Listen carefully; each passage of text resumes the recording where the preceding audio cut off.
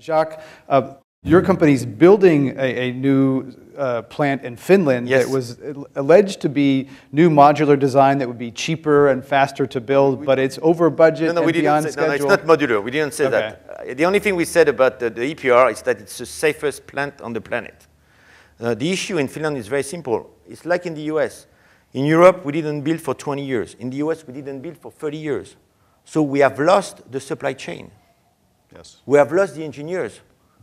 We have lost the labor, the welders. So we have to rebuild all of this. So it costs a lot of money.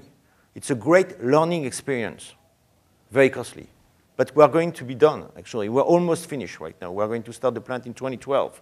And what's the cost from the initial projected cost? It was supposed to be 3 billion euros, and we're about 2 billion euros over budget. So it's about 5 billion. Approaching double of the initial cost. Yeah, but the initial cost was too low. Jeff Byron, do you agree that part of this is because the world hasn't built many plants, or the supply chain has been lost, the skills have been lost? I have gotten out of the nuclear power industry 3 times in my career. And so I'm not as current as I'm sure our speaker is here. Happy to have you on board.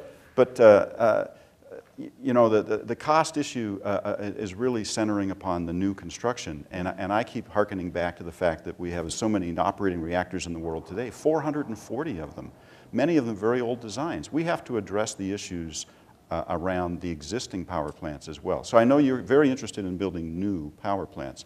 And I'm very much in favor of shutting down the older designs. So that works very well with Jacques' interest, I suspect. But whether or not the U.S., and this debate needs to play out in the United States, whether or not the United States decides to build more or not, and there's really only 1 or 3, depending upon how you count it, that are moving forward at this point. And whether or not the U.S. is going to participate in this, and I agree, we've lost the capability. Yeah. I mean, I'm not the only person that's gotten out of the nuclear industry. There's many people in this country. We've lost the manufacturing, the design. The engineers? Toshiba bought Westinghouse. Yeah. I mean, these nuclear plants will be built. There are 65 of them under construction or design at this point throughout the world. And the technology will move forward, but we cannot put our heads in the sand. We need to be at the table. We need to be involved in the design, the operation, the enforcement of safety issues, and the fuel cycle. I'm very curious about the proliferation issue we were discussing earlier. It is worth mentioning that here in the U.S., we have some legislation in place since 2005 designed the economic argument for this. So what does the 2005 Energy Policy Act do? Provides these loan guarantees that Obama's now added to, provides insurance against regulatory delay, and provides production tax credits of up to 1.8 cents per kilowatt hour. These are designed to help us get over these learning pains, these growing pains.